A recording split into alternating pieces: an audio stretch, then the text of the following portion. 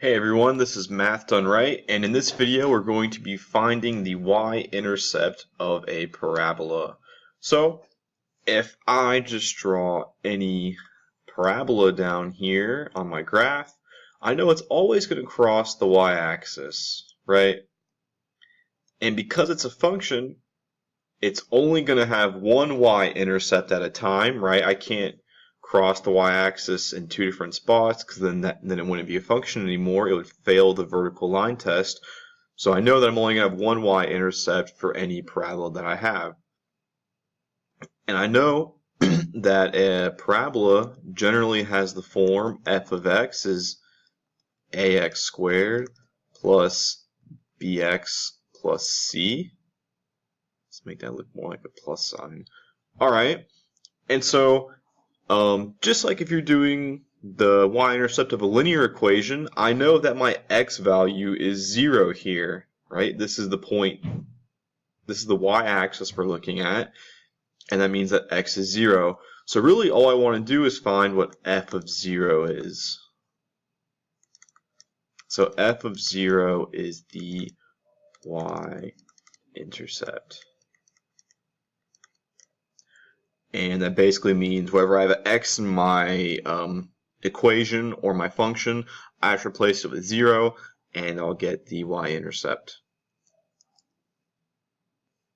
Alright, so let's look at this first example. Let's say f of x equals x squared plus 4x plus 3. And let's find the y-intercept. So the y-intercept. So all I do is find f of 0.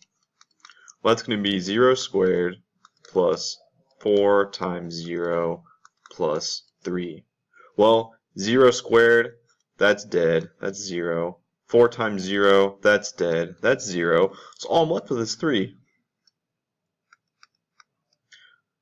And I know that my parabola opens up because this is a positive 1 here, right? And from my last video, I know if the coefficient of my x squared term is positive, it opens upwards and makes like a little U shape.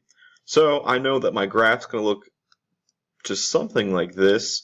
So the y-intercept occurs at the point 0, 3, right? My x is 0, and then the y-intercept occurs at 3. So 1, 2, 3. So I know my graph has a y-intercept there, and it could look something like this. And that could be the shape of my parabola. Alright, let's look at another example. Okay, for this next example, I'm going to use what's known as the standard form for a parabola. I don't really like that it's the standard form because it's usually, I don't ever see it this way too much, but we're going to look at it anyways. So let's say we have 2 times x minus 1 squared plus 4. Now for this one, we're going to do a little bit more work. If you look at the last example, everything that had an x attached to it just died. And then we were just left with just the constant term c, which was 3. This one we have to do a little bit more work, but it's alright. So let's find the y-intercept. So really I just want to find f of 0. It's going to be 2 times 0 minus 1 squared plus 4, which equals 2. Remember, I have to use order of operations here. So I have to do 0 minus 1 first. It's negative 1 squared plus 4. Now I do exponents first. So 2 times negative 1 squared is positive 1 plus 4, which is going to give me 6. So my y-intercept is 6. It occurs at the point 0, 6. And so my graph is going to look something like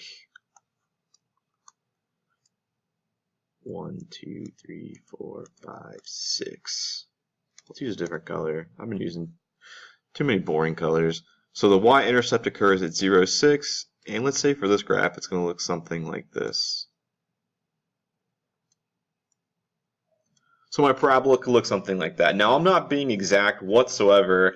And actually based off this function, wow, it's actually really close.